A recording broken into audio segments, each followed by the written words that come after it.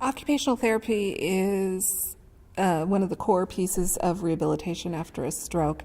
And the focus of occupational therapy is to look at skills, specific skills that one needs to be more independent, and what abilities those skills require, whether they're strength, whether it's adapting a task, whether it's learning to do a task in a completely different manner. And those might be some tasks that are simple as how to brush your teeth, how to hold a fork in order to feed yourself, how to get your clothes on.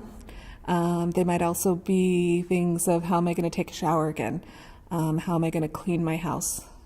They also might be more complex tasks of what do I need to do to get back to work. Maybe I need to use a keyboard.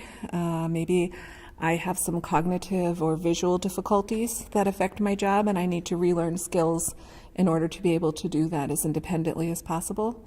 It might also relate to how do I take care of a child, or how do I do tasks that are important to me, such as gardening or a craft activity. Basically, everything that a person does to be independent, but also have a purposeful, do the things that are meaningful and important to them. I think occupational therapy will help in the sense that when you have a stroke, depending on the severity, you have a loss of independence, a loss of ability to do things that are important to you. And that really is the focus of OT, is how to relearn to do those things again, whether it's the same way you did it before or whether it's a different way, or maybe it's learning to compensate. But it'll be crucial because you're going to feel better the faster you can be more independent. So when a patient first comes to us, we'll do a couple things. We'll talk about their own personal goals and what activities are very important in their life, whether they're for independence, work-related, or just doing the things they need to do at home. I want to make sure that they participate and they very much are able to talk about their goals.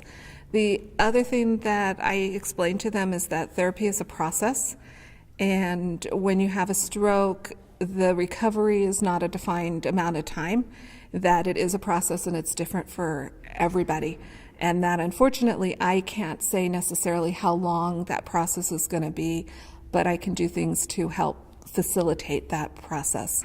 But it's very important that people don't think that there is a certain time factor, that it is variable.